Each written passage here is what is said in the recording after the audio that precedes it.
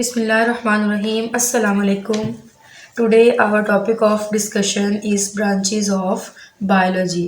हम पिछले लेक्चर के अंदर अपना डिस्कस कर चुके हैं जो मेजर 3 ब्रांचेस थी हमारे पास बायो की, जिसमें हमने पढ़ा बॉटनी, zoology और माइक्रोबायोलॉजी के। अब हम मेजर तो हम पढ़ चुके हैं ब्रांचेस के बारे में। अब इसके बाद जो हमारी मज़ीद जो बायोलॉजी की ब्रांचेस हैं आज उनके बारे में हम डिस्कस करेंगे। तो सबसे पहले हमारे पास जो सबसे पहली ब्रांच है उसका नाम है मॉर्फोलॉजी। मॉर्फ कहते हैं किसी भी चीज़ की शक्ल को, जो ज़ाहरी उसकी शक्ल नज़र आ रही होती है, उसकी जो अपीयरेंस होती है उसको कहते हैं morphology. Study of form and structure of living organism, कि जो ज़िंदा ऑर्गेनिज्म है उसकी स्टडी करनी है हमने, उसकी स्ट्रक्चर किस तरह की है, उसकी शक्ल किस तरह की है, उसको हम कहते हैं मॉर्फोलॉजी। मॉर्फोलॉजी जो है वो 2 तरह की हो सकती है, एक होती है एक्सटर्नल और एक मॉर्फोलॉजी होती है जिसको हम इंटरनल मॉर्फोलॉजी कहते हैं। और इंटरनल मॉर्फोलॉजी को ही हम एनाटॉमी कहते हैं। Anatomy internal morphology is called anatomy. Anatomy के अंदर हम क्या देखते हैं? एनाटॉमी के अंदर हम इंटरनल फॉर्म्स को देखते हैं, उसकी अंदरूनी जो हालत होती है उसको देखते हैं।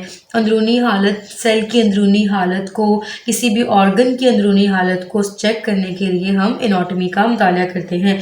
मिसाल के तौर पर खुदा न खास्ता अगर किसी को किसी ऑर्गन के अंदर प्रॉब्लम आ गया, चाहे वो गुर्दे का मसला हो या वो दिल का मसला हो या इसके अलावा स्टमक का मसला हो, तो चेक करने के लिए कि प्रॉब्लम क्या है हम मॉर्फोलॉजी का मुताला करते हैं। और फिर भी अगर समझ ना आए तो हम फिर एनाटॉमी का मुताला करते हैं। एनाटॉमी मीन उसके इंटरनल स्ट्रक्चर्स को देखते हैं, उसके इंटरनल स्ट्रक्चर्स में किस जगह पर कौन सी प्रॉब्लम जो है वो हुई है।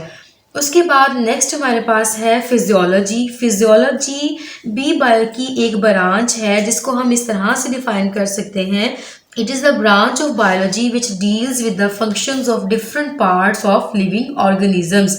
इसके अंदर हम जो ऑर्गन्स हैं उनके लिविंग पार्ट्स के बारे में, उनके फंक्शंस के बारे में डिस्कस करते हैं। फिजियोलॉजी के अंदर जानदारों के जिस्म में होने वाले तमाम अफ़ाल का मुतालिया, तमाम जो काम हो रहे हैं उनके मुतालिया को हम क्या कहते हैं?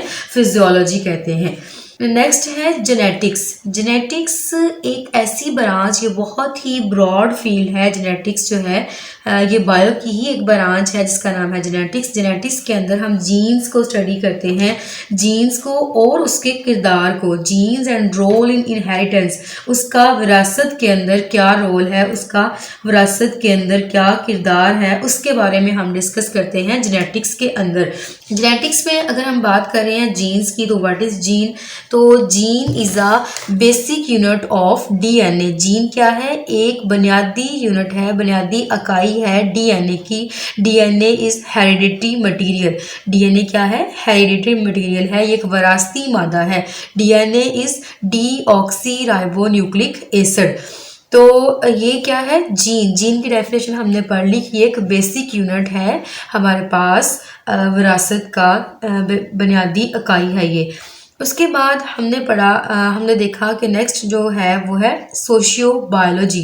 सोशियो बायोलॉजी किसे कहते हैं? सोशियो बायोलॉजी जानवर, आपको पता है जानवर सोसाइटी बना के रहते हैं और उनके इस बिहेवियर की वजह से, वो जिस बिहेवियर की वजह से सोसाइटी बना के रहते हैं, उन सब को पढ़ना, उसको समझना, उसको अंडरस्टैंड करना, वो किस तरह से सोसाइटीज़ बनाते हैं, किस पर्पज़ के लिए सोसाइटीज़ बनाते हैं, किस तरह से वो मिलजुल कर रहते हैं, खुराक के लिए किस तरह से वो सरवाइव करते हैं, एक दूसरे के साथ कंपटीशन करते हैं, उस सारे प्रोसेस की स्टडी को हम कहते हैं सोशियो बायोलॉजी। मीन उनके सोशल बिहेवियर को स्टडी करना। उसके बाद नेक्स्ट ब्रांच है पैरासाइटोलॉजी। पैरासाइटोलॉजी एक ऐसी ब्रांच है जिसके अंदर पैरासाइट्स जो हैं वो पैरासाइट एक होस्ट का काम करते हैं। मिसाल के तौर पर बाहर से वो आकर किसी जिस्म के ऊपर रहते हैं, किसी एनिमल की बॉडी के ऊपर आकर रहते हैं और आकर एक तो उससे खुराक लेते हैं, दूसरा उसी को ही नुकसान पहुंचाते हैं, उसको कहते हैं पैरासाइटोलॉजी। तो अगर इसकी डेफिनेशंस करें तो it is a branch of biology which deals with the study of parasites. Parasites are organisms parasites क्या हैं? पैरासाइट्स ऐसे जानदार हैं जो कि खुराक लेते हैं, टेक फूड एंड शेल्टर, उनसे खुराक भी लेते हैं, उनसे रहने की जगह भी लेते हैं और बदले में उनको नुकसान पहुंचाते हैं। किसको नुकसान पहुंचाते हैं? लिविंग होस्ट, जिसके ऊपर वो रह रहे हैं आकर। मिसाल के तौर पर बच्चों के सरों में अक्सर जो है वो लाइसिस, जुएं पड़ जाती हैं। जुएं क्या है? पैरासाइट की ही एक एग्जाम्पल है, वो वहाँ पर आकर रहती हैं, हेयर्स को डैमेज करती हैं, हेयर्स को डैमेज करने के साथ साथ हमारी स्किन को डैमेज करती हैं और उल्टा हमें नुकसान पहुंचाती हैं और वहीं पर रहती हैं और वहीं से खुराक लेती हैं। तो ये क्या है? एक पैरासाइटोलॉजी की एक एग्जाम्पल है लाइसिस मीन्स जुए। उसके बाद नेक्स्ट है सेल बायोलॉजी। सेल बायोलॉजी के अंदर हम स्टडी करते हैं सेल के स्ट्रक्चर को, सेल किस तरह का है, उसका स्ट्रक्चर कैसा है, उसका ज़ाहरी उसकी अपीयरेंस किस तरह की है, उसके अंदर कौन कौन सी चीज़ें पाई जाती हैं, सेल का स्ट्रक्चर कैसा है, उसका एनवायरनमेंट कैसा है सेल का, उसके बारे में हम स्टडी करते हैं। This is called cell biology. और अगर इसकी हम डेफिनेशन के बारे में बात करें, it is a branch of biology which deals with the study of cell structure and function. ये सेल के स्ट्रक्चर के बारे में और उसके फंक्शन के बारे में हम इसमें स्टडी करते हैं सेल बायोलॉजी के अंदर। नेक्स्ट है हिस्टोलॉजी। हिस्टोलॉजी क्या है? ये टिश्यूज़ की एक स्टडी है, टिश्यूज़ का मुतालिया है, स्टडी ऑफ टिश्यूज़। हिस्टोलॉजी की अगर हम प्रॉपर डेफिनेशन करें तो it is a branch of biology which deals with the study of tissues and tissues. और इसके साथ साथ हम देखते हैं ये एक माइक्रोस्कोपिक स्टडी है हिस्टोलॉजी की। हिस्टोलॉजी के अंदर टिश्यूज़ का मुताला कर रहे हैं, चूँकि टिश्यूज़ को हम आम आंख से नहीं देख सकते, इसलिए हम यहाँ पर मदद लेते हैं किसकी? माइक्रोस्कोप की। माइक्रोस्कोप क्या करती है? माइक्रोस्कोप चीज़ों को 1500 गुना ज़्यादा बढ़ा कर दिखाती है, 1500 गुना बढ़ा करके उसको दिखाती है। जितना उसका इमेज, ज़ाहरी इमेज है, उससे ज़्यादा 1500 गुना ज़्यादा उसके इमेज को बढ़ा देती है और हमारी मदद करती है उस इमेज को देखने में, उस चीज़ को देखने में। उसके बाद नेक्स्ट जो स्टडी है वो है एम्ब्रियोलॉजी। एम्ब्रियोलॉजी एक ऐसी फील्ड है जिसके अंदर एम्ब्रियो से एक मुकम्मल जानदार बनने के अमल तक क्या क्या प्रोसेस उसके अंदर होते हैं, उसकी स्टडी हम करते हैं एम्ब्रियोलॉजी के अंदर। एम्ब्रियोलॉजी की डेफिनेशन देखी जाए तो embryology it is a branch of biology which deals with the development of embryo to a new individual. Means जब एम्ब्रियो बनता है, एम्ब्रियो के बनने से लेकर जब तक एक न्यू इंडिविजुअल बनता है तब तक की स्टेजेस का मुतालिया क्या कहलाता है? एम्ब्रियोलॉजी। इसके अंदर जो है एम्ब्रियो को स्टडी किया जाता है। उसके बाद नेक्स्ट ब्रांच है इकोलॉजी। इकोलॉजी के अंदर हम इन्वायरमेंट को और उसके रिलेशन को पढ़ते हैं, मतलब जो लिविंग ऑर्गेनिजम्स हैं उनका इन्वायरमेंट के साथ, लिविंग ऑर्गेनिज्म का अपने इन्वायरमेंट के साथ क्या रिलेशन है उसके बारे में हम मुतालिया करते हैं इकोलॉजी के अंदर।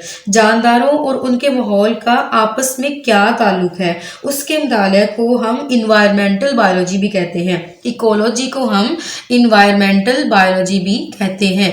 इन्वायरमेंटल बायोलॉजी के अंदर हम जो है वो बात करते हैं कि किस तरह से जानदार और उनका माहौल जो है वो आपस में इंटरेक्ट करते हैं और वो एक सोसाइटी बनाकर रहते हैं। तो इस प्रोसेस को हम इकोलॉजी कहते हैं और ecology is also called environmental biology.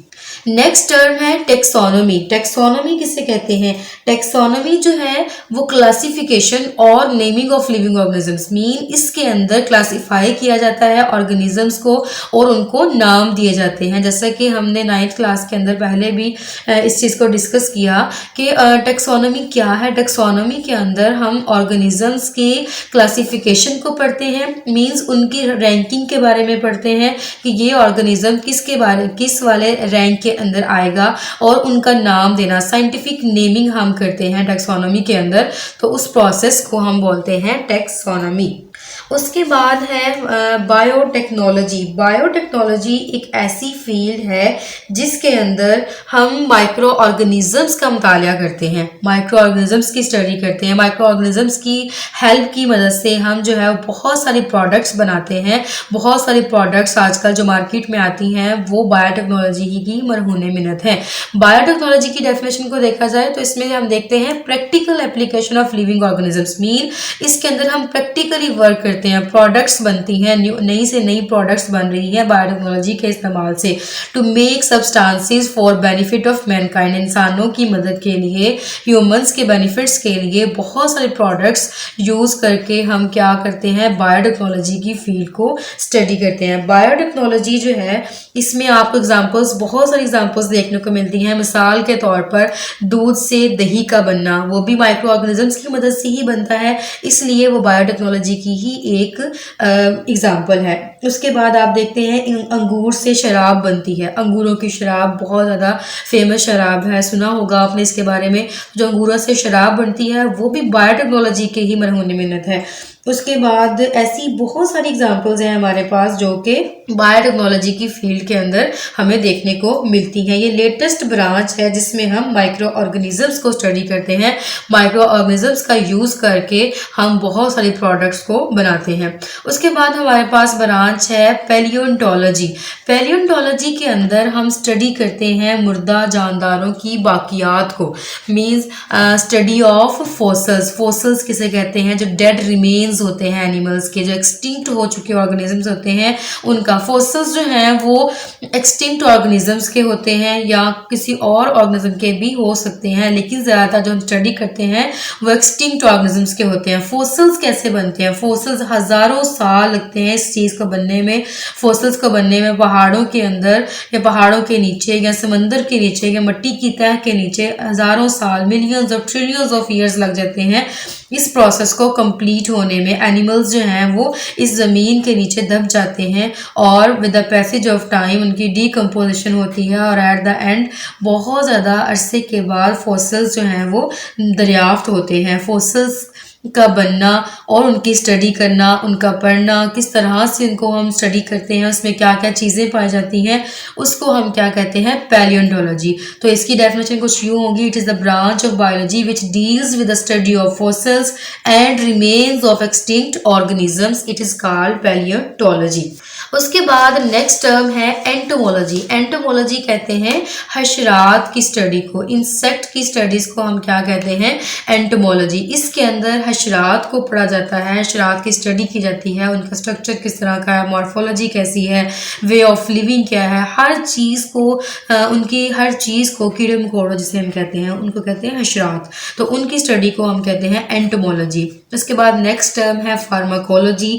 Pharmacology इसमें ड्रग्स के बारे में पढ़ा जाता है, ड्रग्स की स्टडी की जाती है, ड्रग्स को स्टडी करते हैं और उनकी जो मेडिकल एप्लीकेशंस होती हैं उनके बारे में पढ़ते हैं कि जो ड्रग्स होते हैं, बहुत से ड्रग्स जो मेडिकल के अंदर यूज़ होते हैं, जो हमारी मेडिसिन्स में यूज़ होते हैं, उनकी स्टडी के बारे में पढ़ा जाता है। वो किस तरह से जो है वो इस्तेमाल होते हैं, उनकी मेडिसिनल एप्लीकेशंस क्या हैं, उनकी प्रॉपर्टीज़ क्या हैं, उनकी खासियत क्या है, उन सब चीज़ों को हम फार्माकोलॉजी के अंदर स्टडी करते हैं। उसके बाद नेक्स्ट टर्म है इम्यूनोलॉजी।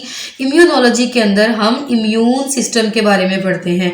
इम्यून सिस्टम क्या है, हमारा मदाफ़ती निज़ाम जो कि हमें जो है वो बहुत सी बीमारियों से बचाता है। इम्यून सिस्टम के अंदर सबसे ज़्यादा जो मेजर रोल है वो है हमारे WBCs का, मीन वाइट ब्लड सेल्स का। वाइट ब्लड सेल्स जो हैं वो क्या करते हैं, वो ऐसे कुलियात हैं, ऐसे सेल्स हैं जो कि हमारी इम्यूनिटी को इंक्रीज करते हैं, जो कि बैक्टीरिया या कोई भी बाहर से माइक्रो ऑर्गेनिजम्स आता है उसके अगेंस्ट डिफेंस सिस्टम का काम करते हैं। हमारी बॉडी के लिए डिफेंस सिस्टम है WBCs, तो वो इम्यूनिटी जो है स्ट्रॉन्ग करते हैं। तो इसके अंदर इम्यूनोलॉजी के अंदर हम इम्यूनिटी को पढ़ते हैं, हम इम्यून सिस्टम का मुतालिया करते हैं। उसके बाद नेक्स्ट है molecular biology. Molecular biology deals with the study of the molecules of life. Molecules of life means जिसमें हम कार्बोहाइड्रेट्स के बारे में पढ़ते हैं, प्रोटीन्स के बारे में पढ़ते हैं, लिपिड्स के बारे में पढ़ते हैं, बहुत सारी चीज़ें जो कि बायोमोलिक्यूल्स कहलाती हैं, जिसमें कार्बोहाइड्रेट्स हैं, प्रोटीन्स हैं, लिपिड्स हैं, अमाइनो एसिड्स हैं, ग्लूकोज है, वो सारी चीज़ें क्या है, मॉलिक्यूलर बायोलॉजी के अंदर आती हैं। इन सब चीज़ों का मुतालिया, इन सब चीज़ों की स्टडी को हम क्या कहते हैं, मॉलिक्यूलर बायोलॉजी। तो स्टूडेंट्स ये थी आज की ब्रांचेस जिनको हमने डिस्कस किया। बहुत डिटेल के साथ हमने इसको डिस्कस किया। अगर फिर भी आपको कुछ समझ ना आया हो तो आप कमेंट बॉक्स में कमेंट करके पूछ सकते हैं। ये थी हमारी आज की वीडियो। ओके स्टूडेंट्स, अल्लाह हाफिज़।